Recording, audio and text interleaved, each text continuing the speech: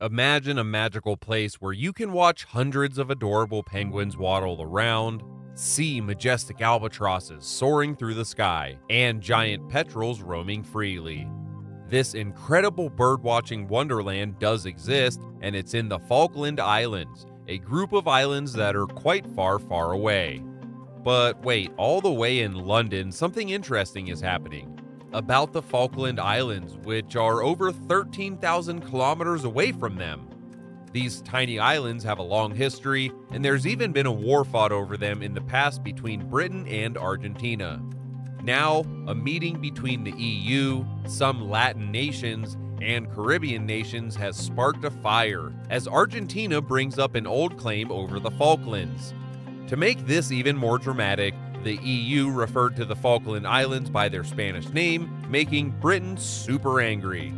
So stay tuned, because today we're going to uncover the issue over this island, how both sides are responding to it, and what the stance of the EU is. But before we do move forward, we'd like to thank you for watching, and we request that you subscribe to our channel for future videos like this one. Thanks! These are the Falkland Islands, and in Spanish they're called Las Malvinas, but don't say that too loud around the British, they get super upset. Right now, they're having a big argument with the EU. You see, the EU officials had a meeting with leaders from CELAC countries, which is a group of 33 nations in Latin America and the Caribbean. Argentina is a part of that group, and they have an old issue with the UK. If you look at the map, the Falklands are about 13,000 kilometers away from the UK, but Argentina is less than 2,000 kilometers away. So you might think that the islands belong to Argentina, but there's actually a history of colonization by Britain that makes things quite complicated. A long time ago, in 1833, the British took control of the Falkland Islands from Argentina, which had just become its own country. And ever since then, both countries have been arguing over who should own the islands. The islands are about 300 miles or 480 kilometers away from South America, and the islands have about 3,500 people living there. Argentina says that the Falkland Islands were taken from them unfairly. Of course, Britain disagrees and claims that they have had the rights to the island since 1765.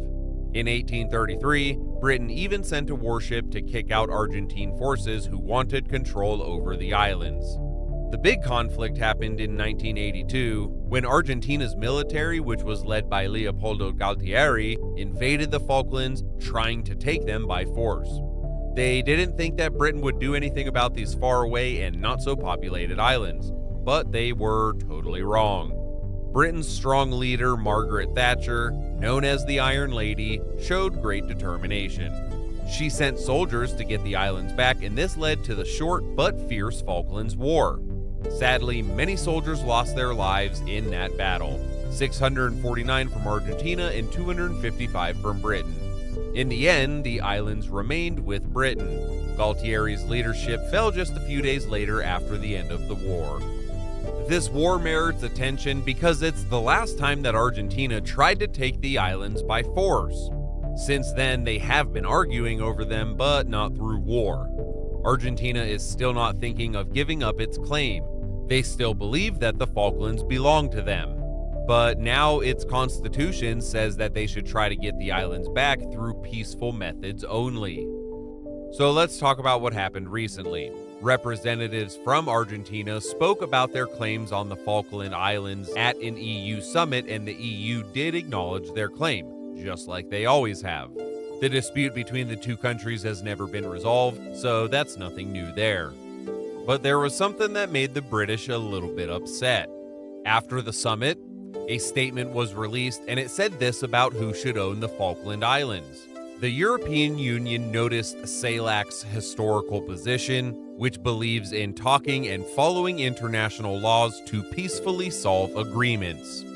So basically, the EU acknowledged Argentina's position on the Falkland Islands and their belief in peaceful ways to resolve the issue. This statement caused some tension between the British and the EU. The situation is still a bit complicated, and both sides have their own views about the islands. Now, pay attention to this part.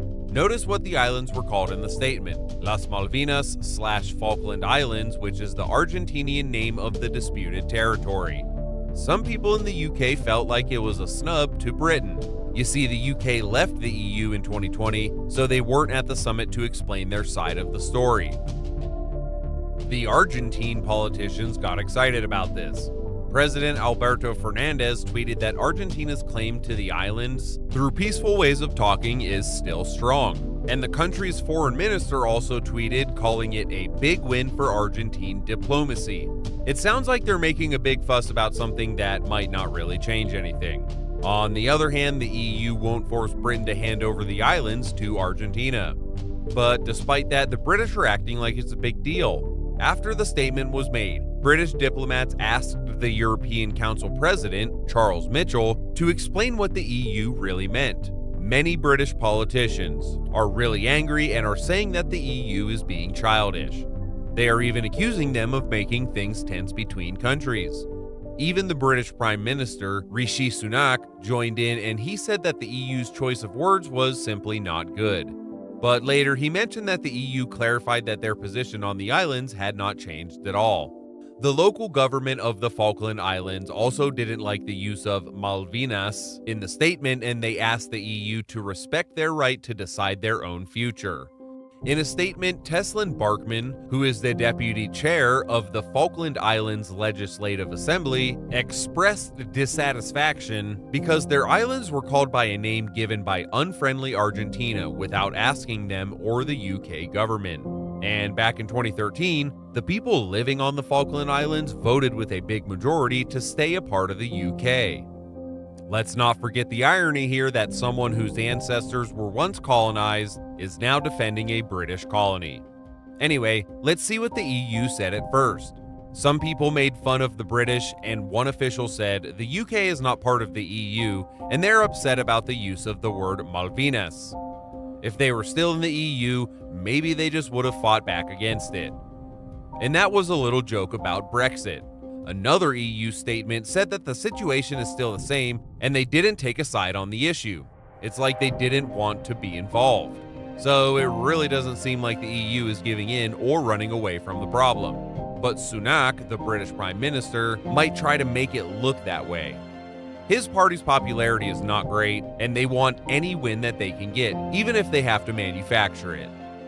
As for the British view on the islands, they claim that in 2013, almost all of Falkland Island residents, 99.8% of them, voted to remain part of the UK, which seems fair.